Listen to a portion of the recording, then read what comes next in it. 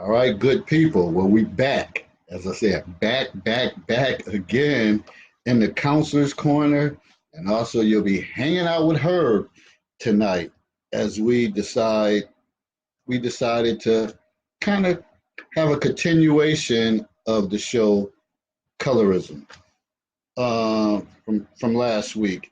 And the simple fact is, that's a subject matter that you really can't cover in 1 hour. Most people would probably, that could be like a whole workshop, 3, 4, 5 hours, a whole day workshop with different components to it. But we're going to kind of look at ways that you can protect your children and yourself from that issue. But let me get a couple shout outs. Shout out to Herb, he's in here, Daphne, Marcia J, Sandra, for joining me tonight in the Counselor's Corner. And before I get into the introduction of the show, well, I'm going to do the introduction of the show. Then I'm going to get into some counselor's concerns. Colorism, how to protect your children and yourself from the issue. Well, gang, after the response from last week's post and Monday night's show on colorism, last Monday, it was obvious that we had to come back and finish this discussion because there is so much more to be discussed. Personally, I am sick of sweeping things under the rug, so the discussion, Herbert and I will focus on ways to protect your children and yourself from being victimized. Here are the talking points that will be covered: communication, information, arming them, martial arts, and potentially walking away. The call-in feature will be accessible. So we're on Facebook Live. The number is at the top in the description. We're 605-313-5375. The code is 268-328 if you wish to call in to join the discussion. But before we get going, and I pass the baton over to Herbert, counselor's concerns. Well, this is a good thing right here. Finally, I have another book out.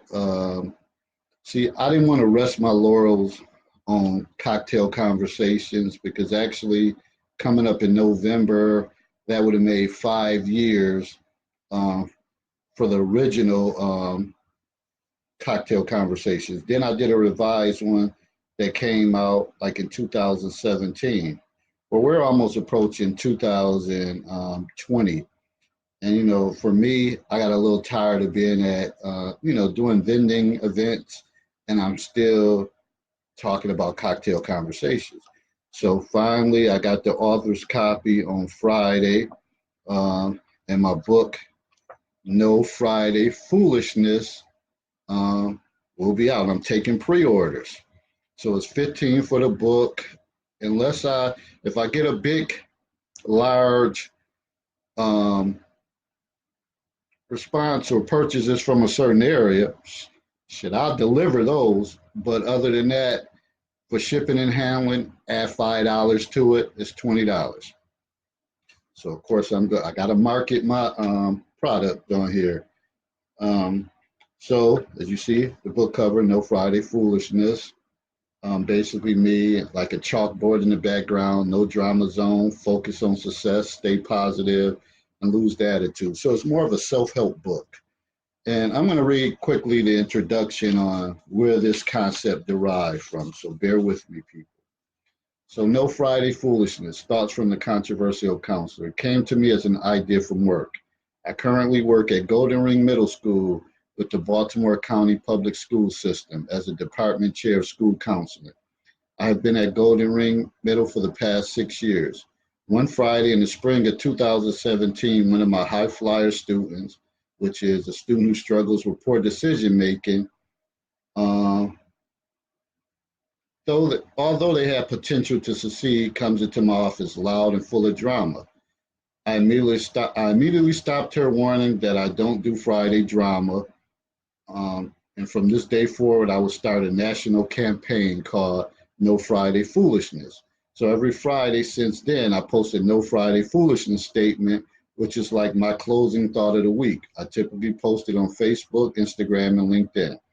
I'm a firm believer in concluding your work week with peace and tranquility, that you can relax and recuperate with no major stressors on your mind. It gives you the opportunity to walk into work without any worries in the world. I may be reaching, no worries, but at least when you think back to Friday, you may not have any pressing issues. I decided to make this concept into a book because I feel it could be helpful to others in a form of self help. So when you get to the meat and potatoes of the book, what you will see is 80 statements and then a summary from me as the controversial counselor. And there will be room for you to reflect on the statements, sort of like journaling, which can be very therapeutic. It's been quite a journey um, since my original book, Cocktail Conversations by the Controversial Counselor, November 2014, and the revised edition, which came out in January 2017. Let's take a look at some of the highlights that I've done since the revised edition of Cocktail Conversations came out. I received the 2017 Author on the Rise Award for the Indie Legacy Awards. I appeared as a guest on numerous shows, such as Destiny Talk Show in Buffalo, Taking a Break with Bree show in Baltimore, Baltimore Flavor Radio show, the 14-time award-winning Eddie Kane show in Washington, D.C., interviewed on the Bounce Back movement platform, interviewed by Cyrus Webb, social media influencer, on the Conversation Live show, as well as his magazine Conversation Magazine. I gained international attention by being a guest on the In the Now show in Toronto, Ontario, with the TCN network. I also was a guest on the Kelly Renee Show podcast in Baltimore. I joined the Mel panel on the Reflection of You podcast in Buffalo. I interviewed with Dr. Joanne White on the Power Your Life show. And finally, I interviewed with Mark Medley on the Reading Circle on WP 88.7 FM. So as you have seen, so as you see, I've been quite busy and I've done a lot. And this is the perfect timing to come out with this book, No Friday Foolishness, by the Controversial Counsel, because self-reflection is needed, considering the daily recklessness we have going on in this world. I hope you begin to dive into this book. You take the time to reflect on each statement and find yourself in a better place. At least that is my game plan when I came up with the concept for this book. So enjoy your read and please spread the word that the Controversial Counselor is back. So that's it, people. And I'm just looking for you. Inbox me if you want a copy. And again, we've talked about this numerous times. This is the only way we can build and grow, by supporting each other. And until we start doing that, we're still gonna be in the same situation. So it doesn't matter. We got an election coming up soon. Doesn't matter who the hell the president, who the hell is the governor, or whatever the case is. Us that know each other and have a circle, we have to learn to communicate with each other. Learn to communicate and also support each other. And that's what I'm looking for, support. And I know, I'm gonna use a sports analogy. I know sometimes, like when you're a championship team and you win your first championship, they say it's so difficult to repeat.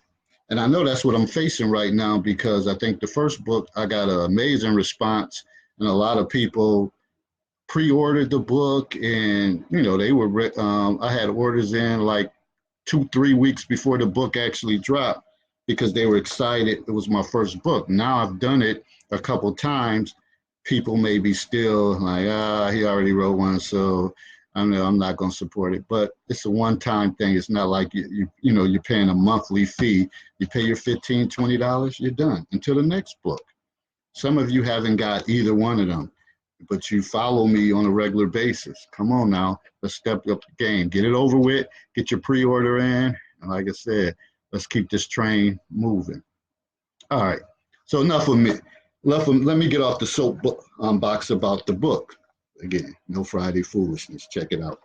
But now with the subject, colorism. Listen, this is another concern of mine, and then I promise to pass it over. I make posts throughout.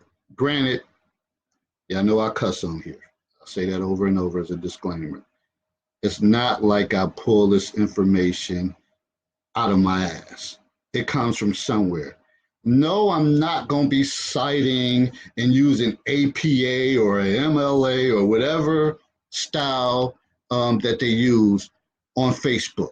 I'm sorry. It's just for discussion purposes. For I would think my platform for adults. But a lot of times you get challenged. Where did you get that from? What source did you get it from? It's not my issue if you may not believe it. If you don't believe it and I post something, you should take the responsibility and as an adult to look it up and challenge that notion, then maybe come back, because I'm not going to be sending links and all types of stuff on the thread or posting articles. I'm just, putting stuff out there. You take it how you want to take it. If you want to follow it more, then look into it. Well, someone got mad at me yesterday because I guess they didn't want to look up the information. And eventually we went back and forth. Myself, Herbert, and then she ended up blocking me. Oh, I'm so devastated behind that. You're blocking me, but you're on my page. Don't you think that's like counterproductive? Because I don't go seeking you out on your page. You came on my page. I told you what I wanted you to do, or I said, come on the show tonight, and you might get a further explanation. But I'm not about to sit here and type out a book on here to satisfy you. Well, she decided to block me. So mature, so intelligent. Eh, I could call out her name, but it's really not worth it. And she's probably lurking and watching. But I don't have time for that foolishness. That is Sunday foolishness right there. All right, I'm done. Herb, what's good?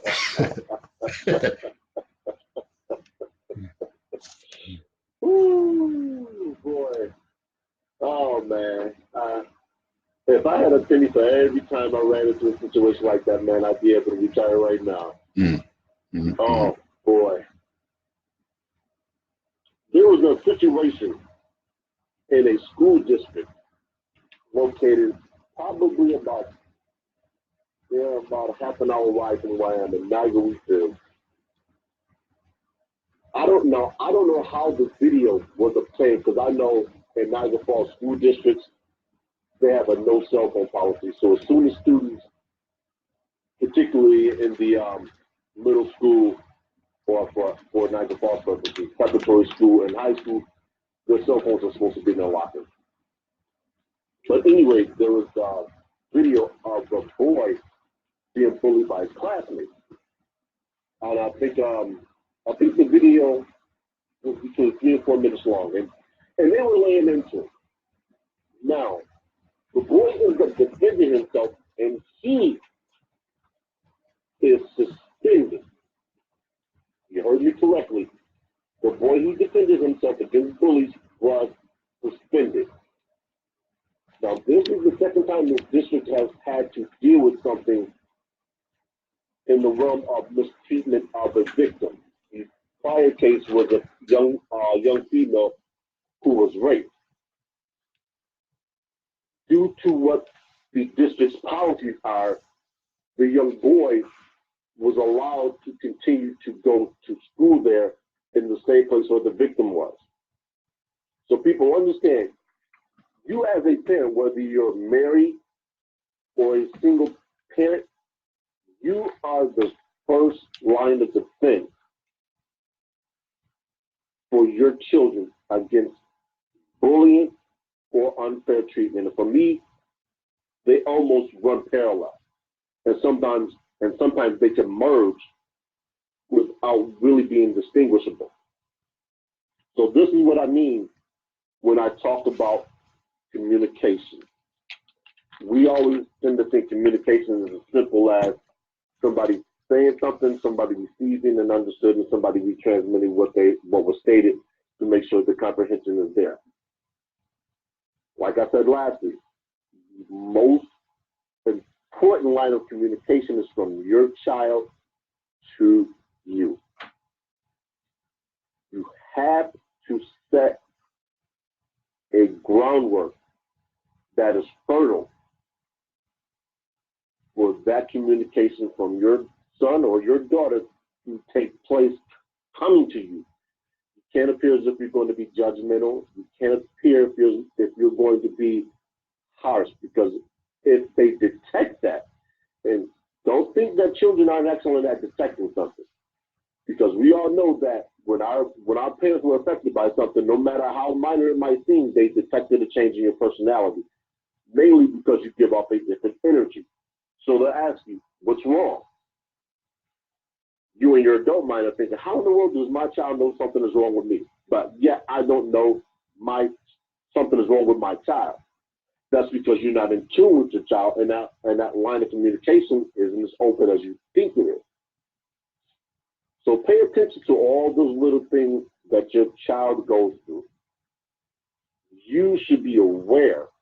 And I said should, because we all know parents have busy lives, particularly if you're a single parent with multiple children. You have multiple children to care about, you have your work, you have other stressors in your life. So your children should be your most important focal point. Like I said, I know work, all the other things get in the way, but you have to pay attention, particularly as a single parent. So make sure that groundwork is fertile, just like a farmer fertilizes their field before they plant their crop. You have to make sure that ground is fertile and allows everything that needs to take place to take place. Because believe me, people that are bullies, predators, whether they're adults or their peers, they're out there. They're lurking and they're waiting for the first crack in that armor to pounce on them. Now um let me speak to that. Yeah, I saw that video and I shared it to numerous groups, and that's just one thing that I've never tolerated. Never. And I can give you an example. I probably spoke on this before. I'm not going to use his name right now, but ever since I was a kid, I never I never liked when somebody try to overpower someone. And I can remember playing little league football, cataract football, and we had a young man that and actually he wrote the text his testimony in my book Cocktail Conversations. Um, and I remember him. He was smaller than us, but he was like a year younger. So they had misplaced him and put him on the wrong team. So he came up on our team. And again, he was shorter, smaller.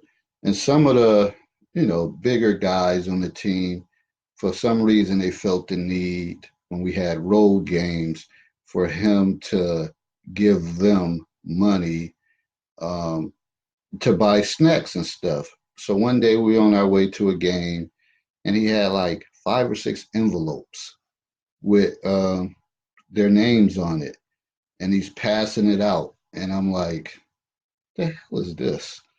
And so finally, I got wind of it, like, what is in these envelopes?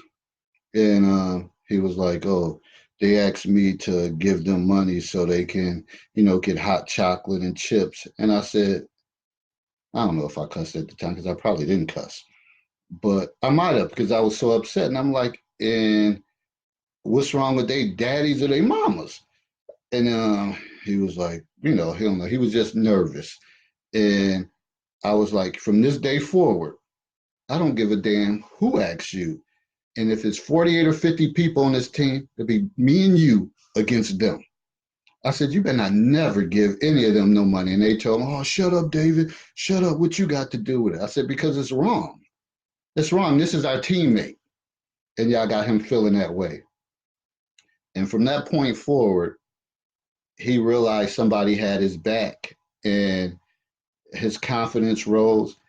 And then years later, we were outside at a bar, just hanging out, and he had thanked me, and he was like, "Man, I want to thank you." And I was like, "For what?" Because normally our relationship, me and him, we would just crack jokes. And then he's like, "But all jokes aside, I want to thank you." And I'm like, "Thank me for what?"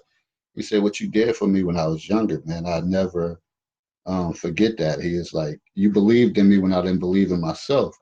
And he's like, ever since that day, I had confidence in myself.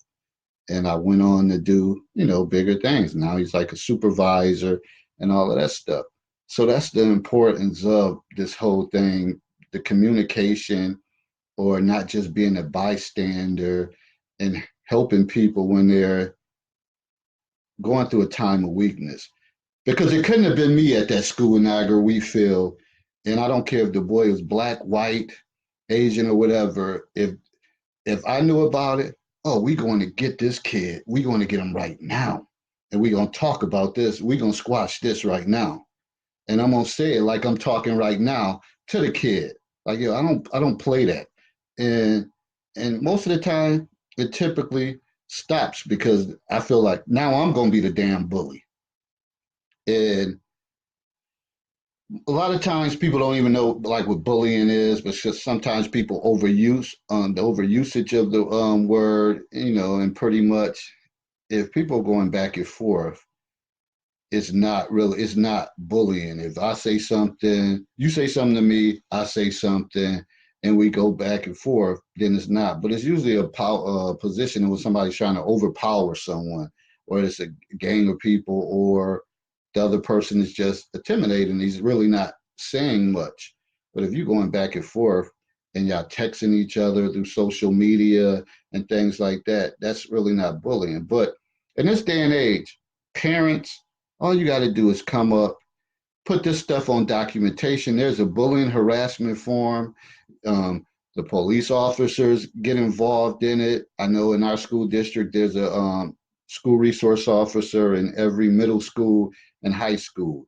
So once administration, you talk to the counselor, and it continues, that kid's going to be in trouble, and he's going to have a record for him. So most kids do stop once it gets to that point. But if no adult is aware of it, they'll try to milk that situation as long as possible. And also, back when Barack and Michelle was in administration, Michelle Obama, she was big on that. She's big on school counselors. So they really was pushing that bullying, making sure schools had, week-long campaign talking about bullying. So no school should ever be able to get away with that. If a parent, made sure all their, that everything was in place as far as documentation or coming up there. So I just don't know how any school, because usually when it's a bullying situation, yeah, schools get shook, or administration, because they know like kids are killing themselves over this stuff and doing outlandish stuff. So I just didn't, that video. I didn't like it at all. It pissed me off. But again, communication has to be the key, like Herbert was talking about, coming up there, and it's unacceptable for for no one to do anything. It shouldn't go on longer. Once it's been told, it shouldn't go on any longer after that. If it does, then somehow something failed. All right, moving along. That shows how passionate I am about that area. It's a real thing, and I think a lot of people, they don't necessarily give it the credence that it deserves. You know, particularly with boys, minority boys, more importantly, because society tends to isolate men, and now with so much emphasis focused on quote unquote quote toxic masculinity, boys are really being marginalized. So if you have a son, as a single mother, if you have a son and he doesn't open up to you, what you need to do, and I stress need to do, is find a trusted male friend who he will feel comfortable with opening up. And I think, particularly in Niagara Falls, I think that's what's missing is a lot of those big brother, big sister programs where a younger boy, 8, 9, 10, 11, can open up to somebody in their late teens, early 20s, because there's almost a symbiotic relationship between somebody at those ages. And honestly, when they start to enter into the puberty years, puberty years, they are going to need that. Girls too.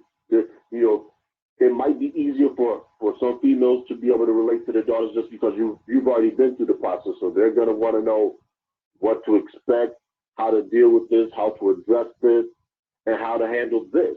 You have some young girls who might get their first menstrual cycle while they're in school.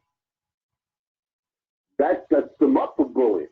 You might have some that develop later as opposed to sooner. That sets them up for bullying, whether it's from teachers, administration, etc. Don't think that teachers can't bully. They can. And more often than not, they are the biggest source of contention for students. So if you ever have a child of yours come home and they tell you they don't like teacher such and such and such and such, listen. Well, ask them, why is that? Well, what they do? And I need to find that. I need to find a picture that it broke down the things that you should ask your child about school as opposed to the typical questions. And when I find that, I'll actually post that. But moving on to my second point is I'm in the information. Like I said prior, the communication has to be open, and this is where it becomes more important. Our society now isn't what it was 20, maybe 30 years ago when you had the neighborhood protecting children. Nowadays, that does not exist. The old adage, it takes a village to raise a child, that village is no longer present. So more often than not, if your family isn't there and you're a single parent, and I'm going to focus on single parent homes a lot because that is on the rise in the United States of America and actually throughout the world as third wave feminism, second wave feminism has already set in. Third wave feminism is now really starting to take shape. So a lot of kids are being lost in that shuffle. So with that village concept being destroyed, if you as a parent aren't there to oversee what your child is going through, they're going to fall through the cracks. And by the time you figure out what it is, they could already be on the path to being a victim, or they probably already are being victimized. Yeah, let me make a point too about that village and community. Yeah, that is totally like dead now, and I've spoken on this before on my platform. That half of the time now, we could be living across from people and next door to people, and we don't even know their names. Don't even know their names because um, people, I don't know. I mean, I know that we have a breakdown in communication through social media, but people are just not taking that time to extend themselves. I'm guilty of it as well. I'm guilty of it. I'm not saying I'm the most social person. Like I'll come up, hey, how you doing? I'm such and such. I sit back and observe. But if I got a good vibe about you, then we gonna communicate or whatever the case is. But I think the thing now I think a lot of adults are turning their back on stuff because when they do try to correct children on certain things or misbehavior, redirect them, shit, they get cussed out. They get cussed out in the neighborhood, and the parents is no better. Then they come and they like, yo, don't say nothing to my child or whatever the case is. Same thing in the school. If you don't teach that student and you say, hey, stop running in the hall, these kids will look at you like kind of like, who the fuck is you? Like, I don't know you.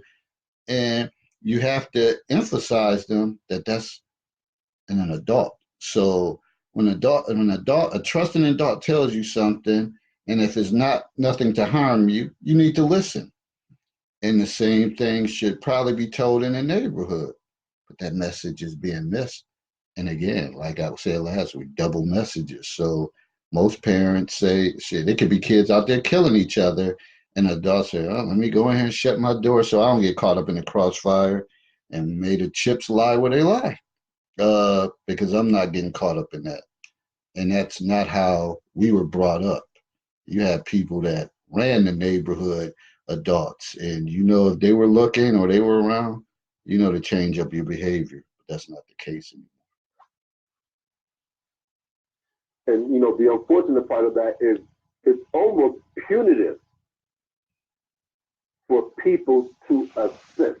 As crazy as that sounds, the United States is one of the most litigious societies in the world. We have more lawyers per capita. Somebody's always looking to sue. So, to David's point, you have some adults sitting on the porch and they're seeing things happen, and next thing you know, a fight started and this happens and somebody gets stabbed and shot or something of that nature. I know maybe I would say about a month ago, it was dark.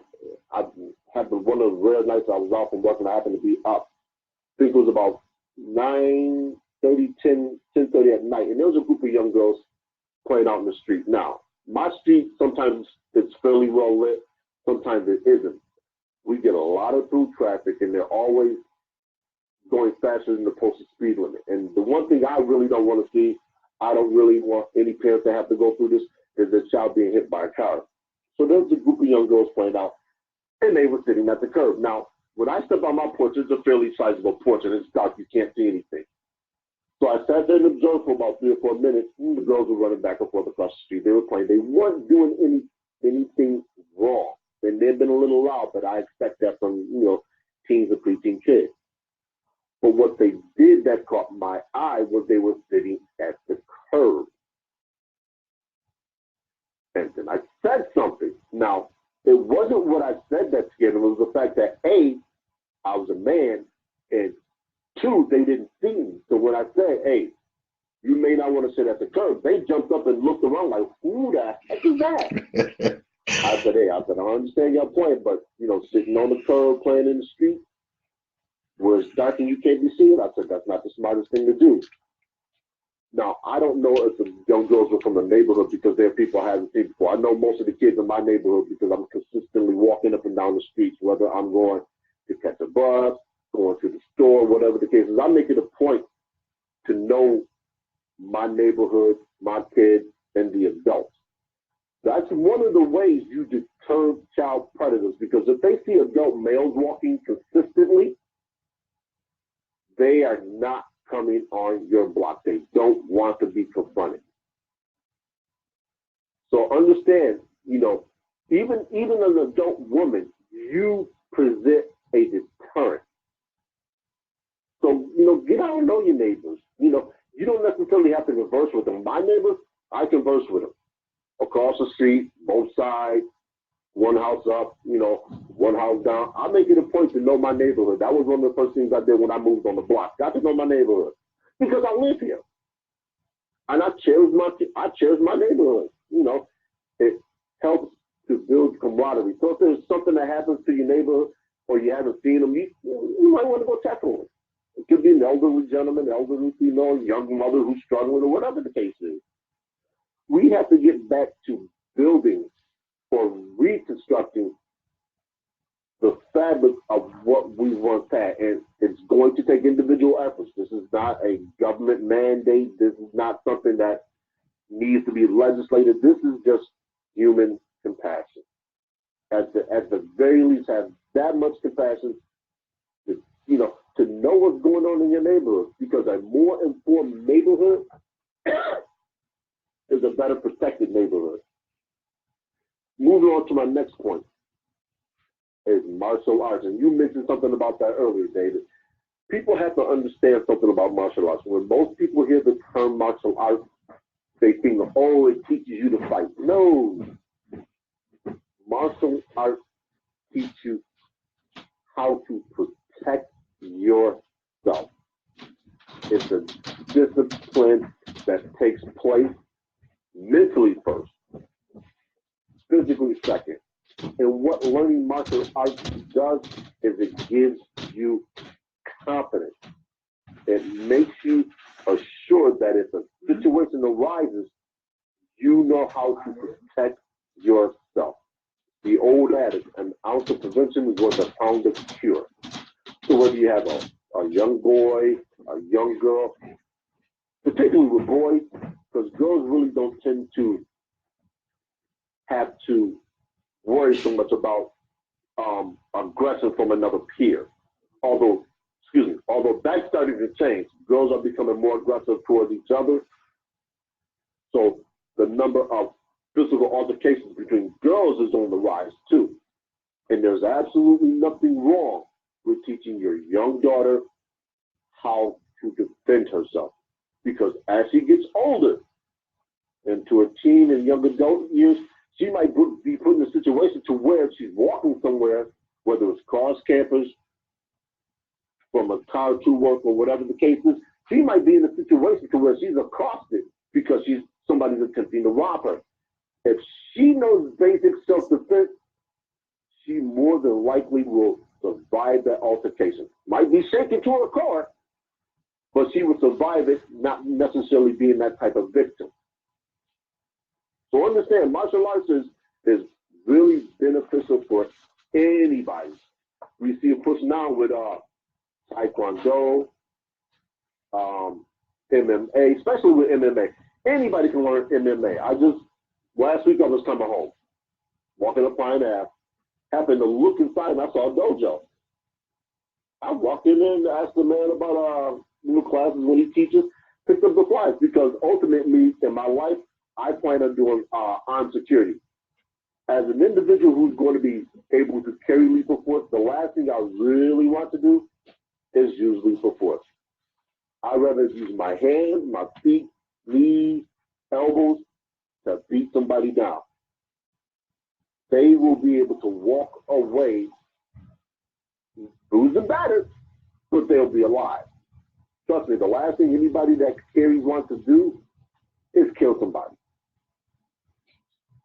So just be informed about what martial arts does.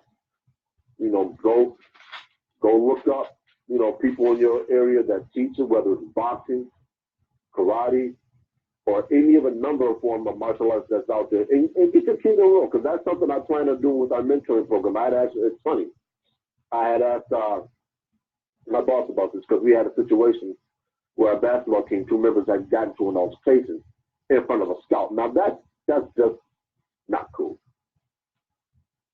But the situation is still escalating. Now, I'm an old school person. I said, you know what I would do, and I was speaking about this to my manager. I said, what I would do personally, go get some boxing gloves and some headgear, let them have at it. Y'all want to fight? We're going to make it safe for you. We're going to see if you really want to fight. And after that, make them run. Because you have to instill discipline in kids. And discipline isn't always about physical discipline from a parent to a child. Sometimes discipline is about getting a child to understand what it is that they're doing and the repercussions that come behind that. And this is going to bring me into my next point, so I'm going to kind of combine these two and bounce back and forth. With young boys, and like I said, young girls increasingly are getting into violent altercations. With the young boys, when they challenge authority, it can be a one-way ticket to mortal harm. Hopefully it isn't. This is why they need to understand how to fight, how to de-escalate things. And some people look at that, well, that's being a punk. I don't want to raise my child to be a punk. You don't want to bury your child prematurely. You want the natural life cycle to follow its intended course. So you want your child to bury you, not the other way around. I assure you, there's nothing worse in the world for parents who have to bury a child. I don't know if anybody's ever experienced that. I had a childhood friend who recently, maybe about 3 or 4 months ago, had to bury his son. Now, it wasn't due to anything that the son did. It was just a congenital disease that ran its course. But I assure you, and I couldn't go to the funeral. I couldn't bring myself to, what do you tell somebody who's lost a child? I don't know. Yeah, really, So, really go ahead, nothing too Dan. much. It's really, I mean, not too much you could say, and that's just a whole different subject area. I mean, most people say the common thing, sorry for your loss and all that stuff, but I guess to be genuine, if you haven't lived in that situation and never walked in their shoes, I don't know. To me, I kind of lean toward I just fall back and just give people space and don't overly, kind of pressure them. Some people go about it the wrong way. Their intentions are well, trying to support them, but I just know sometimes people just need space in that situation.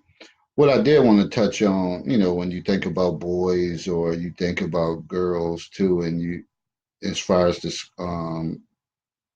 schools, I had made a post, and that's where old girl kind of lost her marbles at because I had looked up some research. No, I didn't cite it and do all that stuff, but it said that more than likely um, dark skinned females and males get suspended at a higher rate than light skinned students.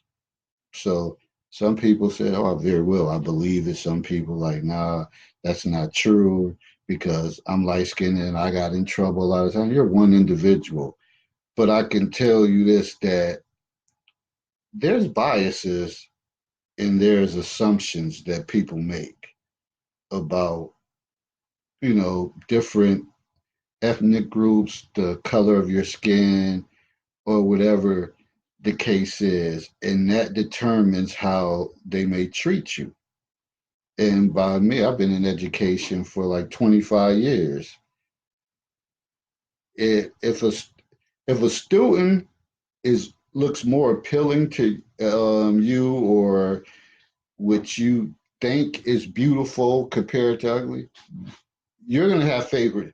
You're gonna have favoritism toward them, and of course that behavior plays down on the other student. You know me, I'm one to give examples. Give examples. I can remember back in the days. I think I was in the seventh grade. Now, me and this other young man, I'm not gonna say his name, but he's doing well right now, really well. And we're probably about the same color, so it wasn't that. But she always emphasized that you can't get a pass in her class. Like you need to use the bathroom before you come there. So one day I don't know what was going on. I had to pee really, really bad, really bad. And I'm watching the clock, and I think the periods probably used to be anywhere from 35 to 40 minutes long, 45. And I'm looking like, okay, we got 25, 30 minutes. I cannot make it. I'm not gonna make it. And I'm shaking my legs trying to, and I said, I'm just gonna take a chance and ask her. I was a quiet kid, good kid in school. So I went up and asked her. I was scared as hell to ask her. White woman, Caucasian woman. It was an art class. And I asked her, like, do you think I can get a pass to go use the bathroom? And she said, sure. Yeah, sure, sweetie. And she gave me a pass. And I was shocked. Uh, I think that was the best, excuse my French, that was the best piss I took ever. Uh, when I went and used it. But needless to say, when I came back, another student, another guy, black boy, he got up and asked, could he use the bathroom, get a pass? And she was like, no, sit down. And then he's like, but you just let David go. And she was like, because he's cute and you're not. And she didn't let him go. So that's just an example of she just, back in them days, they kind of spoke outwardly what they thought. You really probably you couldn't say that in this day and age unless you got a type of relationship with the kid and y'all can go back and forth. But for the most part, you couldn't. But she was able. She said it, and but and now in this day and age, a lot of people may, teachers and stuff or coworkers may feel that way, but they might not outwardly say it. I just wanted to throw that in there. And believe it or not, that scenario plays itself out often, even in today's school climate. I've seen it up close and personal. Not necessarily teachers abusing the ability to restrict a student going to the bathroom. What it is a lot of students will use that tactic to escape a certain class. And I would, as I've said before, I used to go to Lake Self-Preparatory Tuesdays and Thursdays from, I usually would get there about 9. I would depart about 1:30. And we would see, me and the school resource officer would see consistently the same students almost routinely go to the bathroom at the same point in time because they didn't either like the teacher or they didn't like the class. So those are some of the things, you need to ask your child about. Ask them who his favorite teachers are or her their favorite teachers are, and ask them why. And ask them, more importantly, who their favorite teachers aren't. Pay close attention to who their favorite teachers aren't, because more than likely, they're going to have a problem with that class or that topic. And if they have a problem with the topic, you can rest assured that they are going to continue to struggle with that topic. And as they progress in school, it's only going to get worse.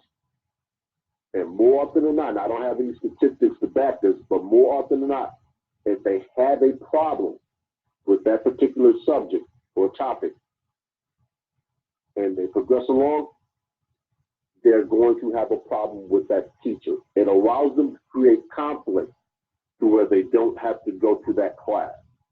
And this is one of the hidden wrinkles that exists in today's school district that didn't exist when we were in school, because we were forced to, hey, look, you're going to sit down there and you're going to learn this. I don't care how hard it is. Nowadays, students are given the benefit of the doubt when it comes to not understanding the topic, and particularly with Common Core. And now you have shifting demographics with teachers being, some teachers' employment being tied to academic results. You're getting a lot of pushback from that way, and teachers are caught in the middle. There's almost a crossfire, and they can't win. This is why there's a shortage of teachers in teaching across the country. I know in my district, that's one of the issues that we're facing, is we're having a shortage of teachers. We have, I won't get into the specifics, but we have people covering for classes that they're not qualified to teach. And when I say qualified to teach, in New York State, you have to be certified to be a teacher. I'm not sure what other states have. I know other states just have an academic requirement, meaning you have to have at least a bachelor's degree, some states possibly a master's. So just be aware that this stuff is out there. And one of the ways that you as a parent can find out is volunteer. Go to your son or your daughter's school, a couple hours a day, let them know. And say, hey, you know what? I just want to be a presence in the school. I just want to walk around and see what's going on. I'm not a court-ordered, mandated reporter. I'm not here to snitch on anybody. I'm just here to see how the climate is for the kids.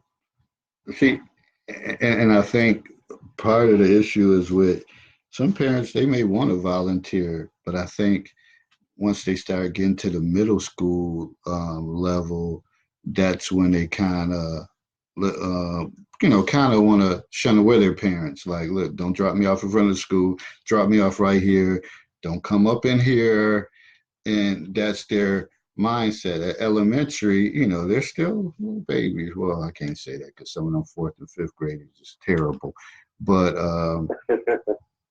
when they're younger, they want you to be on field trips and do things pop up. But once they get into middle school, as they always say about adults, we do too much, they do too much.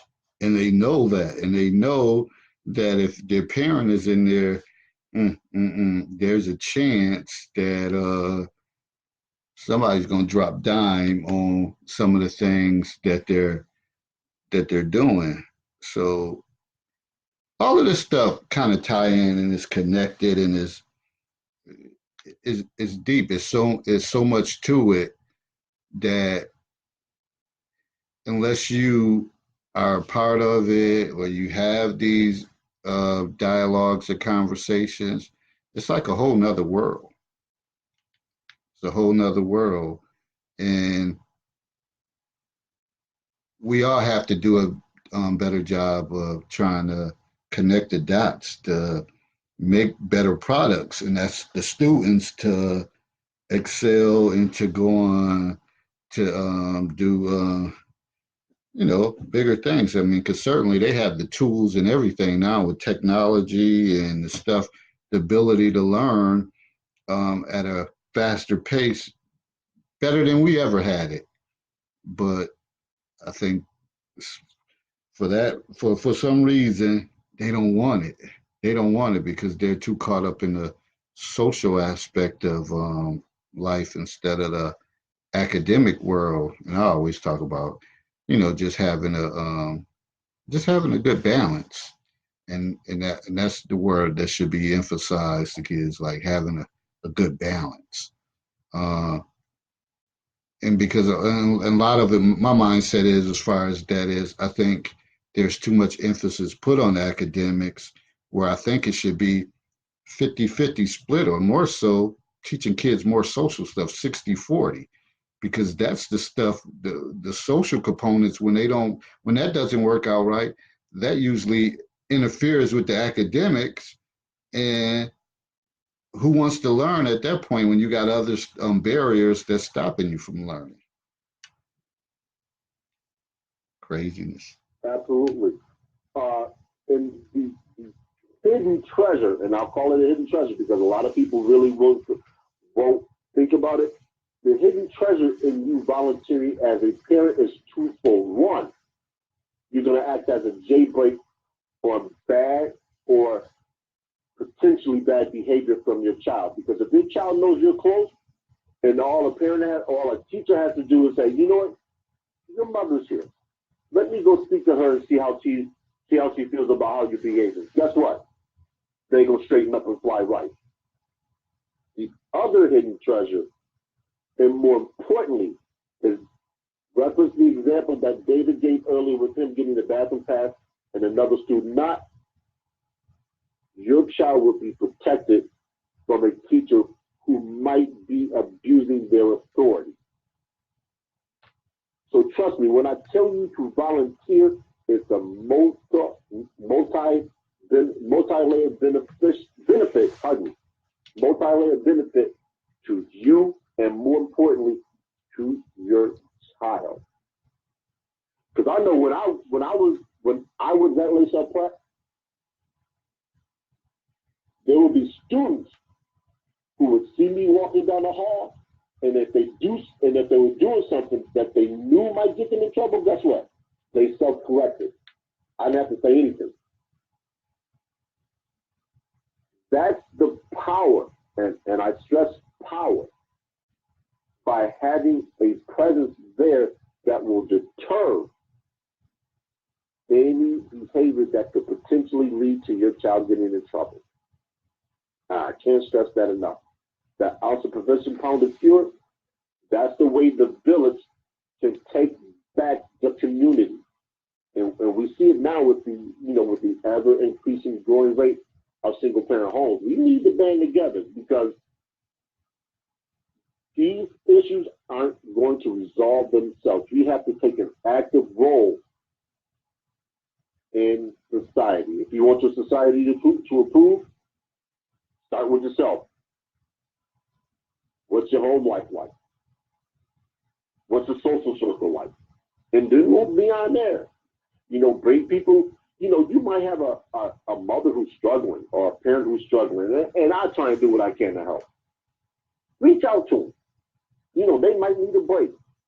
They might need 5, 10 minutes just to get by. Say, hey, you know what? My child isn't doing anything. You know what? Send your child over, take a couple minutes, get yourself together. Hey, that could be the difference between them being overzealous with discipline towards their child and them just saying, okay, you know what? I need a break. I'm going to call Mr. Such and Such. I'm going to call Mr. So and so. I need you to go over there for 10 minutes so I can decompress before I kill you. Hmm. And not that you're legitimately going to kill your kid, but you might be a little more aggressive towards them because something they did and you've told them for the umpteenth time to stop.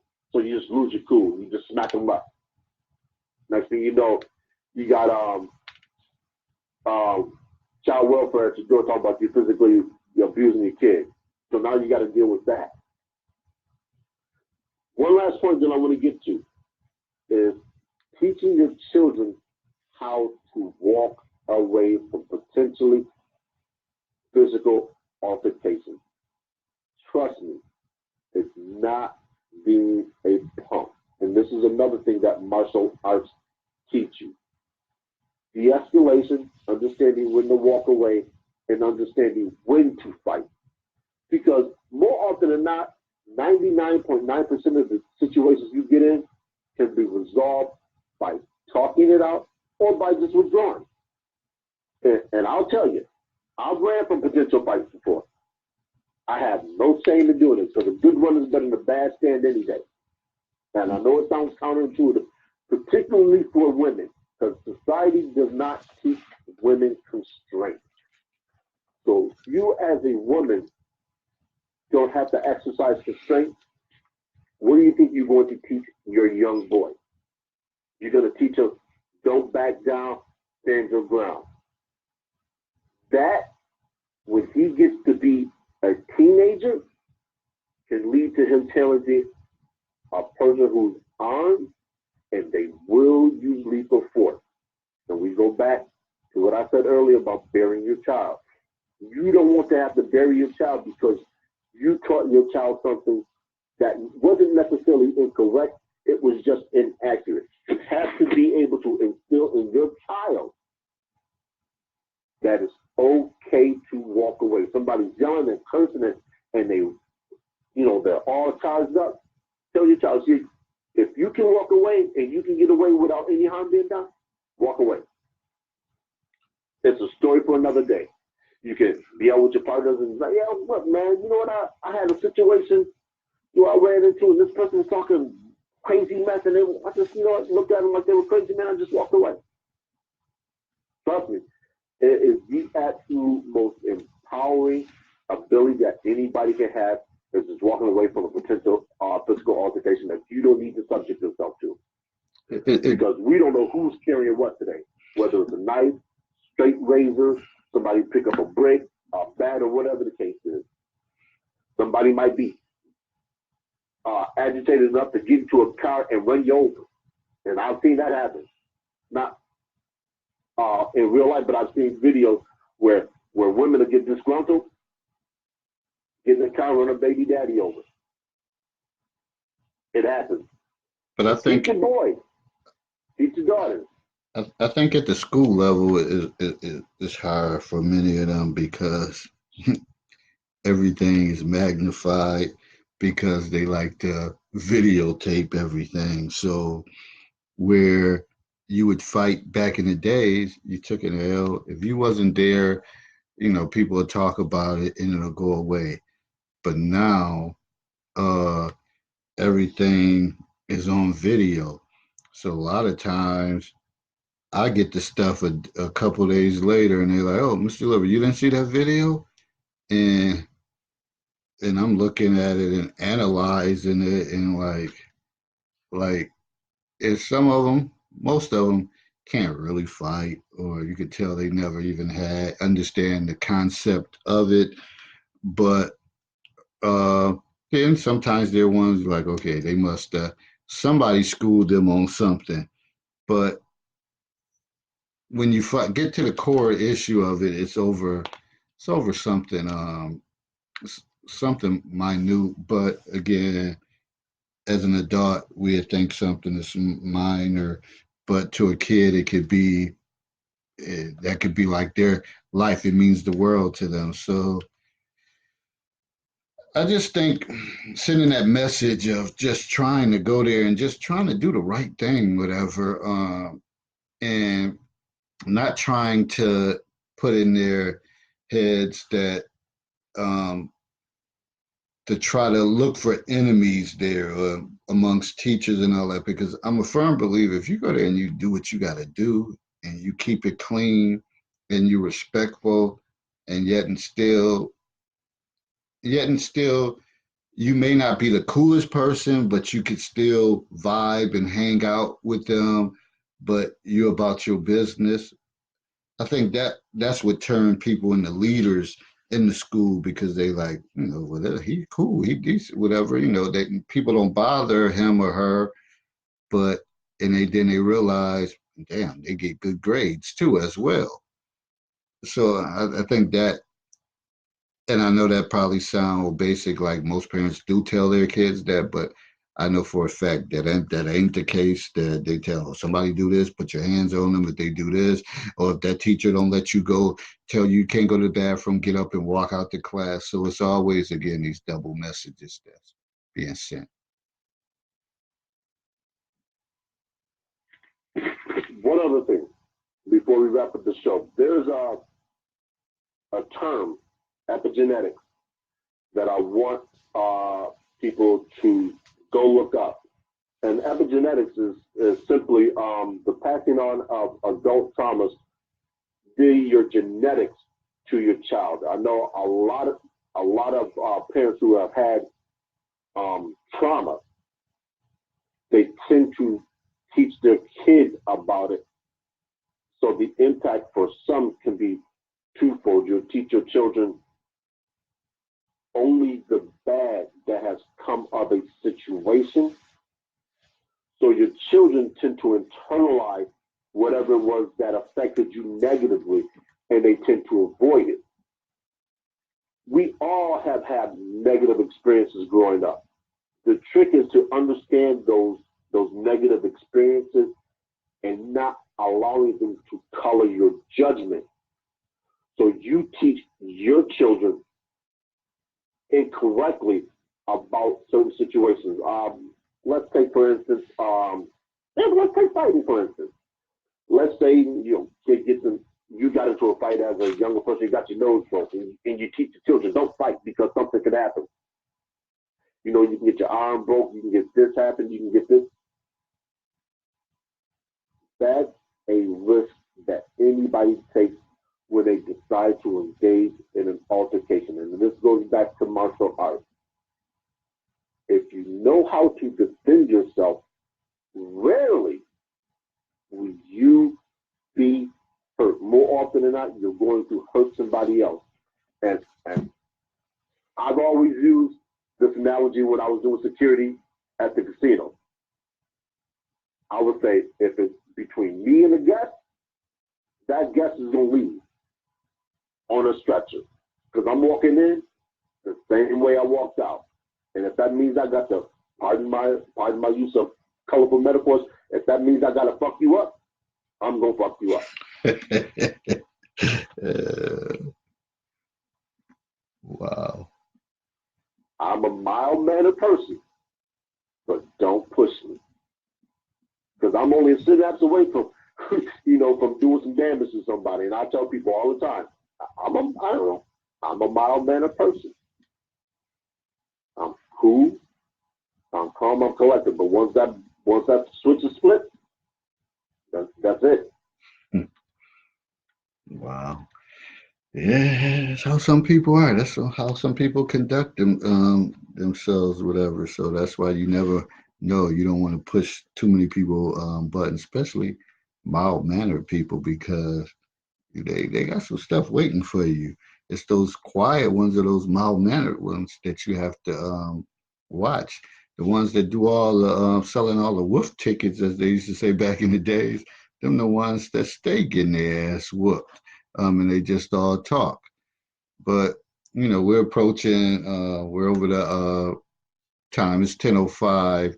So, any closing comments that you want to have, Herb, to close it out and summarize what we discussed this evening?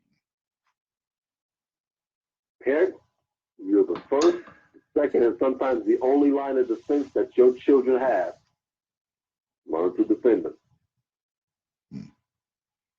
All right. And with that being said, and my summarization of the whole thing is, yeah, you have to protect your children. You have to always stay in their ear. You have to give them examples of disclosure, some of the things that you went through. You gotta fill them in. You gotta constant education. It can't be them in their room, you in your room, and there's no communication at all, because other than that, they're learning everything from the streets or from school. So it has to be some time, that it has to be some communications, and you constantly dropping jewels on them. And if the message is consistent, and you talk that talk and you walk that walk on a regular basis, they're watching you. They're watching you, how you move, and eventually they'll say, "Man, my dad or my mother always said that." And that's when they'll be making progress. Or even if it's not you, even if it's a teacher or a coach or something, that means they're starting to open up their ears, and a message is getting across them. But again, colorism, bullying, and all of this stuff, it's all connected. It's all, some of it is based on people's perceptions or biases, assumptions they have on you. But you can control what you can control. And the one thing you can control is yourself. So the main issue is how you respond to stuff. So people are that's always gonna be there. But if you can get in tune with yourself, and you are comfortable with who you are and what you do and how you move, nobody can touch you. Nobody can touch you.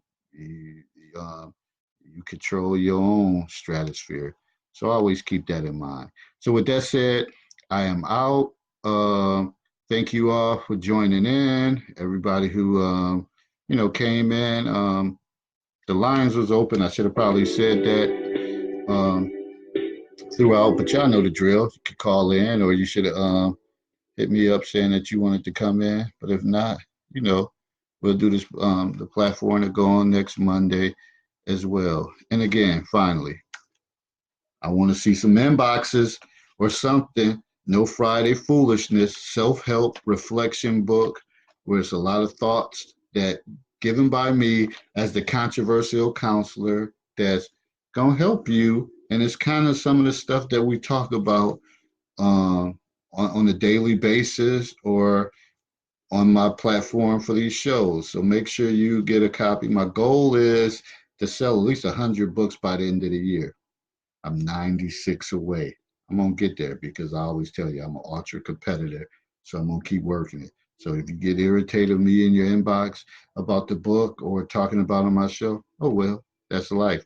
Because I gotta sell my product just like everybody else do.